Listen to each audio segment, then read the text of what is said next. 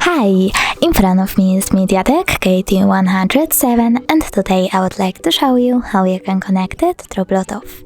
First of all, go into Settings. Now tap on Bluetooth and click on the switcher to activate it.